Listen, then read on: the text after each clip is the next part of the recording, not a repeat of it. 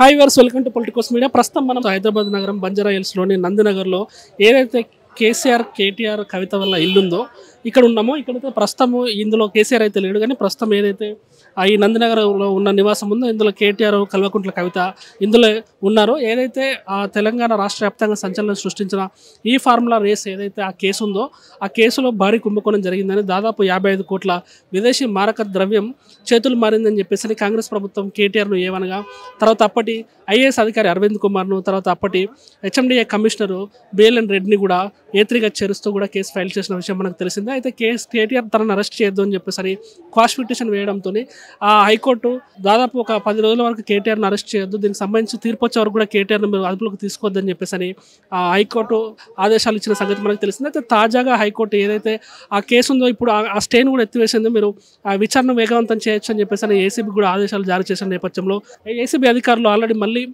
నిన్న కేటీఆర్ కూడా ఆ ఏసీబీ ఆఫీసర్స్కి ఎదుట హాజరవడం కోసం వెళ్ళడం, అక్కడ కేటీఆర్ తరపున లాయర్తో అక్కడికి హాజరవడంతో వెళ్తే అక్కడ ఏసీబీ అధికారులు మీరు ఒక్కరే రావాలి లోపలికి, ఈ లాయర్లు మేము లోపలికి అనుమతించడం చెప్పడంతో అక్కడ కేటీఆర్ వాళ్ళకి లెటర్ రాసి ఇచ్చేసి అక్కడ నుంచి వెనుదిరిన సంగతి మనందరికీ తెలిసింది. అయితే ఇందులో భాగంగా తాజాగా క్వాష్ పిటిషన్పై ఎంక్వైరీ చేసిన హైకోర్టు ఆ పిటిషన్ కూడా కొట్టేసేసింది. ఈ విచారణ వేగవంతం చేసుకోవడానికి మీకు అన్ని హక్కులు ఇస్తున్నామని చెప్పేసి ఏసీబీకి కూడా సంస్థకు కూడా హైకోర్టు తెలపడం జరిగింది. ఇందులో భాగంగా ఏదైతే ఇప్పటిదాకా దీని మీద అదుపులోకి తీసుకోవద్దని చెప్పేసి అంటే బయట తిరుగుతుండే కేటీఆర్ ఇప్పుడు సందిగ్ధత నెలకొంది. అంతే ఏ క్షణాన ఏసీబీ అధికారులు వచ్చి నేను కంట్రోల్లోకి తీసేసుకొని అదుపులోకి తీసుకొని అరెస్ట్ చేస్తారని ఉత్కంఠ మాత్రం ఇప్పుడు తీవ్రంగా నెలకొంది రాజకీయ వర్గం. అయితే ఈ హైకోర్టు ఏదైతే పిటిషన్ కొట్టేసిందో దానిపై న్యాయ నిపుణులతో కూడా కేటీఆర్ కవిత ఇద్దరు కూడా చర్చలు చేస్తున్నారు. మనం ఇందులో అరెస్ట్ చేస్తే పరిస్థితి ఏంది, మనం బెయిల్కి ఎప్పుడు వెళ్ళాలి, మరి సుప్రీంకోర్టుకి వెళ్దామా, అరెస్ట్ చేసి లోపలేస్తే మనం మూవ్మెంట్ ఎట్లా ఉండాలి, దీన్ని ఏ విధంగా మనం రాజకీయంగా మనం యూటిలైజ్ చేసేసుకోవచ్చు, ఏ విధంగా మనం దీన్ని మలచొచ్చు, దీనిలో ఎన్ని లొసుగులు ఉన్నాయి, దీనిలో ఎన్ని బలహీనతలు ఉన్నాయి, చట్టాన్ని ఏ విధంగా మనం వాడుకోవచ్చు, చట్టాన్ని ఎట్లా మనం చేసుకోవచ్చు అని న్యాయ నిపుణులతో కూడా అందరూ కూడా లోపల చర్చలు చేస్తున్నట్టు తెలుస్తుంది. మొత్తంగా అయితే పరిస్థితి మాత్రం ఉత్కంఠ నెలకొంది. మొత్తం కూడా ఏం జరుగుతుంది అని చెప్పేసి తెలంగాణ రాష్ట్ర రాజకీయాలు కేటీఆర్ అరెస్ట్ ఈ క్షణం అవుతుందా, మరో గంటలు అవుతుందా, మరో అర్ధ గంటలు అవుతుందా అనే విధంగా కూడా అందరూ ఇటువైపు చూస్తున్నారు. మరోవైపు ఏసీబీ అధికారులు కూడా ఏదైతే గ్రీన్కో కంపెనీ ఉందో ఆ కంపెనీకి కూడా డబ్బులు ట్రాన్స్ఫర్ అయినాయని చెప్పేసి విదేశీ మారక ద్రవ్యం ఏదైతే ట్రాన్స్ఫర్ అయిందని చెప్పన్నారో దానికి సంబంధించిన సంస్థల్లో కూడా మొత్తం కూడా సోదాలు జరుగుతున్నాయి. ఏదైతే ఆఫీసులు ఉంటాయో హైదరాబాద్ మొత్తంలో మాదాపూర్లో అవచ్చు, గచ్చిబౌలిలో అవచ్చు, వాటన్నిటిలో కూడా అధికారులు వెళ్ళి అక్కడ సోదాలు కూడా నిర్వహిస్తున్నారు. ప్రస్తుతం ఏసీబీ అధికారులు అక్కడ అటువైపు ఒక టీం అంతా సోదాలు చేస్తే మరో టీం అంతా కూడా కేటీఆర్ని ఎప్పుడు అరెస్ట్ చేద్దామని కూడా చూస్తున్నట్టు తెలుస్తుంది. ఇందులో భాగంగానే కేటీఆర్ అరెస్టు 1 గంట తర్వాత ఉండొచ్చు, అర్ధ గంట తర్వాత ఉండొచ్చు, 2 గంటల తర్వాత ఉండొచ్చు అనే వార్తలు వస్తున్న నేపథ్యంలో కూడా ఈ బీఆర్ఎస్ శ్రేణులు అంతా కూడా కేటీఆర్ను కలవడానికి, కేటీఆర్కు రక్షణ నిలవడానికి, కేటీఆర్ చుట్టూ ఉండడానికి, కేటీఆర్తో కలిసి ఉండడానికి కూడా అందరూ కూడా రావడం జరుగుతుంది. ఇందులో భాగంగానే మాజీ మంత్రులు, ఎమ్మెల్యేలు అందరూ కూడా ఈ నందినగర్లో ఉన్నటువంటి కేటీఆర్ నివాసానికి వస్తున్నారు. మీరు ఆ విజువల్స్ చూడొచ్చు. ఇప్పుడే మనకు ఎర్రబెల్లి దయాకర్ రావు గారితో మనం మాట్లాడదాం, మాజీ మంత్రి. ఆయన దీనిపై ఏం చెప్తారో ఆయన మాటలు కూడా తెలుసుకుందాం. హైకోర్టు పాపం వాళ్ళు కొట్టేయలేదండి, కేటీఆర్ గారు తప్పు చేసిందని చెప్పలేదు, విచారణ చేయమని చెప్పారు. ఆ విచారణ మీద కూడా సుప్రీంకోర్టు పోయేదని మేము సిద్ధంగా ఉన్నాం. వీళ్ళు కావాలని విచారణ పేరు మీద తప్పుడు కేసులు పెడతారు అనేది మాకున్నది. ఏదో సందర్భంలో కేటీఆర్ గారు ఇంటియాలనేది వాళ్ళ ప్రయత్నం. నెక్స్ట్ స్టెప్ ఏంటి మరి, ఏం చేయదలుచుకుంటారు? అంటే రేపు మాపో ఈ క్షణంలో మరో క్షణంలో అరెస్ట్ చేసే అవకాశాలు ఉన్నాయని చెప్పేసి అంటున్నారు. దాని గురించి వాళ్ళు దేనికి చేసినా మేము సిద్ధంగా ఉన్నాం, ఎదుర్కొంటాం. వాళ్ళు కావాలని కేసులు పెట్టాలి, కేటీఆర్ గారు నిరికేయాలనేది వాళ్ళ ఆలోచన. ఎంతకైనా సిద్ధంగా ఉన్నాం. ఈ గ్రీన్కోకి సంబంధించి ఏదైతే పెట్టుబడులు ఉన్నాయో దాని మీద కూడా చాలా మంది ప్రజలు ఒక డౌట్ నెలకొంది. ఎందుకంటే భారీ ఎత్తున అక్కడ కుంభకోణం జరిగింది కాబట్టి ఇట్లా చేస్తున్నారని చెప్పేసి కొన్ని ఊహాగానాలు వినబడుతున్నాయి. దాని మీద ఏమంటారు? గ్రీన్కో వాళ్ళు అందరికి ఇచ్చారండి. తెలుగుదేశం పార్టీకి ఇచ్చారు, టీఆర్ఎస్ పార్టీకి ఇచ్చారు, కాంగ్రెస్ పార్టీకి ఇచ్చారు, బీజేపీకి ఇచ్చారు. ఆ సంస్థ వాళ్ళు ఇచ్చిండ్రు, దాన్ని మేము తప్పుపడతలేము. దీనికి పొంతన లేదు. మరి మీరెందుకు తీసుకున్నారు కాంగ్రెస్ పార్టీ? ఫైనల్ ఏం చెప్పదలుచుకున్నారు రేవంత్ రెడ్డి గాని ప్రజలకు కానీ? రేవంత్ రెడ్డి కక్ష సాధింపుతో చేస్తాడు. మేము ఇప్పుడు 6 గ్యారెంటీలు ఉన్నాయి, దాన్ని డైవర్ట్ చేయాలనే ప్రయత్నంతో కార్యక్రమం చేస్తాడు. అంత డైవర్షన్ పాలిటిక్స్. Diversion politics.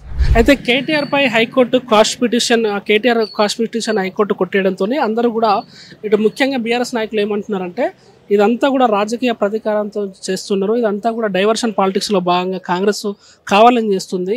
ఏదైతే రైతు భరోసా ఉందో ఆ రైతు భరోసా డబ్బులు ఎగ్గుంటున్నారు కాబట్టి దానికి డైవర్షన్ కోసం ఇదంతా కూడా డ్రామా ఆడుతున్నారు. ఇదంతా దీనిలో హైకోర్టుది కానీ పోలీసులు కానీ ఏం లేదు. ఇదంతా రేవంత్ రెడ్డి ప్రతీకారంతో ఇదంతా చేస్తున్నారని చెప్పని బీఆర్ఎస్ నాయకులు ఒకవైపు చెప్తున్నారు. మరోవైపు కాంగ్రెస్ నాయకులు ఏమో చట్టం తన పని తను చేసుకుంటూ పోతుంది. నిజానికి అక్కడ ఒక సూట్ కేస్ కంపెనీ అంటే ఒక క్విడ్ ప్రోకో కంపెనీ పెట్టి తనే కంపెనీ ఓపెన్ చేసేసి ఆ కంపెనీకి డబ్బులు పంపించి మళ్ళీ అక్కడ నుంచి ఇక్కడికి బయట చేసుకొని మళ్ళీ ఆ డబ్బులు తెప్పించేసుకొని ఒక భారీ ఎత్తున మనీ లాండరింగ్ కేటీఆర్ పాల్పడ్డాడు. ఇది ఒక విధమైన దేశద్రోహం కింద కూడా పరిగణించవచ్చుది. అత్యంత తీవ్రమైన కేసు. ఈ కేసులో చట్టం తన పని తాను చేసుకుంటూ పోతుంది. ఇందులో ఎవరికి కూడా రాజకీయ ప్రమేయం లేదు. అంతా చట్టం తన పని తాను చేసుకుంటూ పోతుందని చెప్పేసి అని మరోవైపు కాంగ్రెస్ నాయకులు కూడా దీనిపై స్పందిస్తున్నారు. మొత్తంగా ఏదైనా కానీ కేటీఆర్ను ఏ క్షణాన అరెస్ట్ చేస్తారు. ఎందుకంటే ఆల్రెడీ 9th నాడు కూడా అంటే మొన్న వెళ్ళిన కేటీఆర్ ఏదైతే ఏసీబీ విచారణకి వెళ్ళినో ఆ విచారణలో లాయర్ను అనుమతించకపోవడంతో వెనుదిరిగి వచ్చిండు కేటీఆర్. అయితే అప్పుడు కూడా ఆ తర్వాత మళ్ళీ అధికారులు ఏం చేశారు, మీరు వెనక్కి వెళ్ళారు కదా మళ్ళీ విచారణకు రమ్మండి అని చెప్పేసి అంటే హైకోర్టులో క్వాష్ పిటిషన్ ఉంది, వచ్చిన తర్వాత నేను వస్తానని చెప్పేసి అని అటు ఈడీ అధికారులకు కూడా తెలపడం జరిగింది. అయితే మళ్ళీ ఈలోపే ఏసీబీ అధికారులు మొన్న మీరు వచ్చారు మళ్ళీ గేట్ దాకా వచ్చి గేట్ నుంచి అటే వెనక్కి వెళ్ళిపోయారు కదా 9వ తారీఖు నాడు మళ్ళీ మీరు విచారణకు రండి అని చెప్పేసి అంటే నేను వస్తాను అని చెప్పేసి అని కేటీఆర్ బదిలీ ఇవ్వడంతో అంటే 9వ తారీఖు ఆల్రెడీ విచారణకు వెళ్ళాల్సింది కేటీఆర్. అంటే ఇప్పుడు 9వ తారీఖు విచారణకు వెళ్తాడు. ఇప్పుడు ఆల్రెడీ హైకోర్టు క్వాష్ పిటిషన్ కొట్టేసింది కాబట్టి ఆ ఏసీబీ అధికారులు ఈలోపే కూడా కేటీఆర్ను అందుబాటులో అదుపులోకి తీసేసుకొని విచారిస్తారా, అరెస్ట్ చేసి జైలు వేస్తారనేది కూడా ఇప్పుడు చూడాల్సి ఉంది. మొత్తంగా ఈ రాజకీయ ప్రకంపనలు అయితే ఈ అంశం తీవ్రంగా సృష్టిస్తుంది తెలంగాణ వ్యాప్తంగా. ఇందులో బీజేపీ ఇంకా ఎంటర్ కాలేదు ఈ లీగ్లో. ఈ 3 ఏదైతే ఈ లీగ్ ఉందో ఈ లీగ్లో బీజేపీ ఎంటర్ కాలేదు. ఇంకా బీజేపీ నాయకుల స్పందన ఏ విధంగా ఉంటుందని చూడాలి. ఎందుకంటే బీజేపీ అధినాయకత్వం అంతా కూడా ఆ ఢిల్లీ ఎలక్షన్స్లో బిజీ ఉంది. ఆ ఢిల్లీ ఎలక్షన్స్ అయిపోయిన తర్వాత ఇక్కడ బీజేపీ తెలంగాణ రాష్ట్ర అధ్యక్షుడిని నియమించే అవకాశాలు ఉన్నాయి. అప్పుడు బీజేపీ తెలంగాణలో ఆట మొదలుపెట్టే అవకాశాలు ఉన్నాయి. రాజకీయ వర్గంలో ఉన్నటువంటి ఒక టాక్ ఏంటంటే బీజేపీ యాక్టివేట్ అయిన తర్వాత బీఆర్ఎస్ నుంచి చాలామంది ఎమ్మెల్యేలు అటు కాంగ్రెస్ వైపు ఇటు బీజేపీ వైపు జంప్ అయిపోతారు అనే ఒక టాక్ నడుస్తూ ఉంది. ఎందుకంటే జిహెచ్ఎంసీ ఎలక్షన్స్ కూడా ఉన్నాయి కాబట్టి ఈలోపే ఓ 10-15 మంది ఎమ్మెల్యేలు కాంగ్రెస్ లాగేసే అవకాశం ఉన్నట్టు, 10-15 మంది ఎమ్మెల్యేలు బీజేపీలోకి వెళ్ళే అవకాశం ఉన్నట్టు తెలుస్తుంది. బీజేపీ కూడా రసవత్రంగా గేమ్ ప్రారంభించే ఛాన్సెస్ కనబడుతున్నాయి. ఇప్పుడు మోడీ, అమిత్ షా వీళ్ళంతా కూడా ఢిల్లీ ఎలక్షన్స్ బిజీలో ఉండడం వల్ల తెలంగాణ మీద కాన్సన్ట్రేషన్ చేస్తలేరు. ఫిబ్రవరిలో ఆ ఢిల్లీ ఎలక్షన్స్ అయిపోయిన తర్వాత అసలు ఆట తెలంగాణలో మొదలు పెట్టనుంది. ఇందులో భాగంగా బీఆర్ఎస్ నుంచి భారీ ఎత్తున ఎమ్మెల్యేలు కూడా ఆ బీజేపీలోకి వెళ్ళే అవకాశాలు, భారీ ఎత్తున కూడా కాంగ్రెస్లోకి వెళ్ళే అవకాశాలు కనబడుతున్నాయని చెప్పేసి అని కూడా రాజకీయ విశ్లేషకులు అంటున్నారు.